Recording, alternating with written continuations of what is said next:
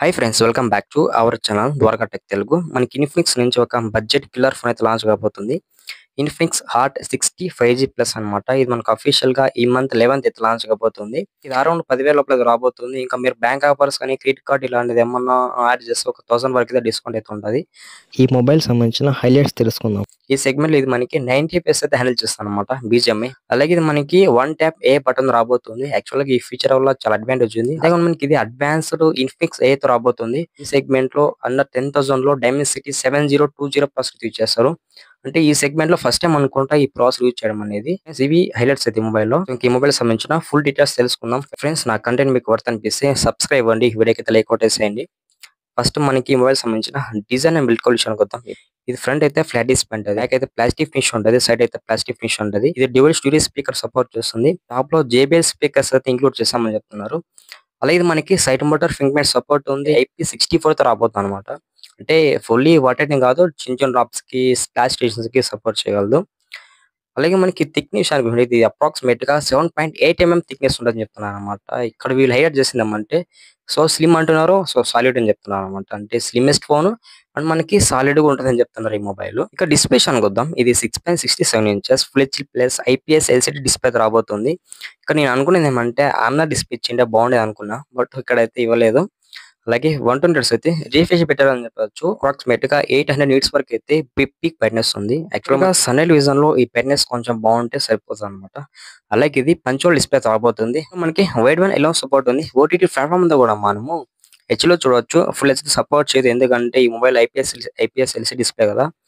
Almost full HD support చేయకపోవచ్చు అనమాట. ఈ డిస్ప్లే అయితే చాలా చాలా బెటర్ అని చెప్పవచ్చు. మేజర్ గా ఎవరైతే బడ్జెట్ చూస్తున్నారో అండ్ గేమింగ్ చూస్తున్నారో వాళ్ళకి చాలా బాగుంటుంది అనమాట. మేజర్ గా మనకి ఇది మొత్తం గేమింగ్ మొబైల్ థీమ్ అని చెప్పవచ్చు ఒకవేళ చూస్తే.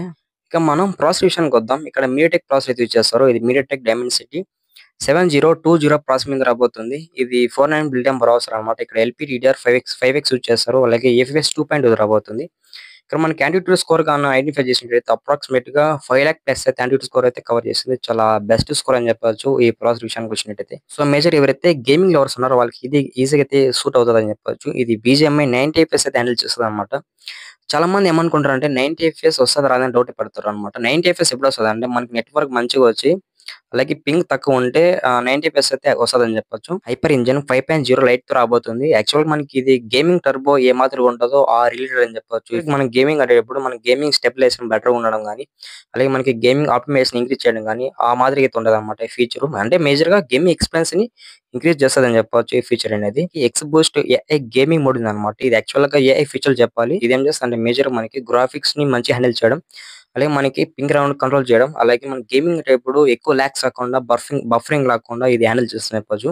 అంటే మనకి ఇది మొత్తం ఏ ద్వారా అయితే రన్ అవుతుంది అనమాట ఫీచర్ అనేది. మన సాఫ్ట్వేర్ విషయానికి వద్దాం. ఇది Android 15 రాబోతుంది, అలాగే XOS 15 రాబోతుంది చెప్పొచ్చు. ఇంకా మనం ఏ ఫీచర్స్ విషయానికి వద్దాం. మేజర్ మనం మాట్లాడుకోవాల్సింది ఇందులో ఏ ఫీచర్స్ అనమాట. ఇదే ఇక్కడ పెద్ద హైలైట్ అని చెప్పొచ్చు. వన్ టాప్ ఏ బటన్ ఉంది. ఇది మనకి యాక్చువల్ గా పవర్ బటన్ కింద ఉండదని చెప్పొచ్చు రైట్ సైడ్ లో. అంటే మనం దీని లాంగ్ ప్రెస్ అయినాం అనుకో మనకి కొన్ని ఆప్షన్స్ అయితే వస్తాయని చెప్పొచ్చు. లైక్ కెమెరా కానీ అలాగే క్లాక్, ఇక్కడ చూడైతే AI అసిస్టెంట్ అండ్ కొన్ని యాప్స్ అయితే మనకి ఆటోమేటిక్ గా ఓపెన్ అవుతాయి అనమాట. మనం లాంగ్ ప్రెస్ చేసుకుంటే మనకి 30+ యాప్స్ అయితే కస్టమైజ్ చేసుకోవచ్చు అనమాట. అంటే మనకి ఆల్రెడీ కొన్ని యాప్స్ ఉంటాయి, బట్ మనం అవి తీసుకొని కస్టమైజ్ చేసుకొని కొన్ని యాప్స్ అయితే మనం యాడ్ చేసుకోవచ్చు అనమాట. యాక్చువల్లీ నేను అసలు అనుకోలేదు ఈ ఫీచర్ ఇందులో ఉంటది అనేది, ఎక్స్పెక్ట్ కూడా చేయలేదు అనమాట. అయితే AI రైటింగ్ అసిస్టెంట్ చెప్తున్నారు అనమాట. టెక్స్ట్ ఇచ్చినాం అనుకో దానికి సంబంధించిన ఒక రిలేటెడ్ ఇన్ఫర్మేషన్ అయితే ప్రొవైడ్ చేస్తుంది చెప్పొచ్చు. ఫోలెక్సా AI వాయిస్ అసిస్టెంట్ చెప్తున్నారు అనమాట.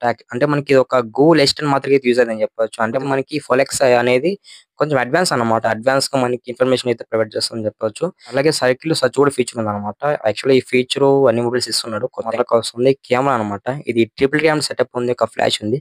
బట్ మనకి ఇక్కడ పనిచేసి వచ్చే 2 కెమెరాస్ అనమాట. ఒక కెమెరా లైట్ సెన్సార్ అని చెప్పొచ్చు. ఇది నైట్ టైం అయితే యూజ్ అవుతుంది. ఈ మెయిన్ కెమెరా విషయానికి పెడితే 15 ఇచ్చారు. ఇక్కడ OS సపోర్ట్ ఉందో లేదో తెలియదు కానీ బట్ మనకి ఇది మంచి ఫోటోస్ అయితే కవర్ చేయగలదు అనమాట. రేట్ క్యామ్ యూజ్ చేసుకొని మాక్సిమం 144 లో 30 FPS లో వీడియో రికార్డ్ చేసుకోవచ్చు. వీడియో క్వాలిటీ మాత్రం మస్తు ఉంటది.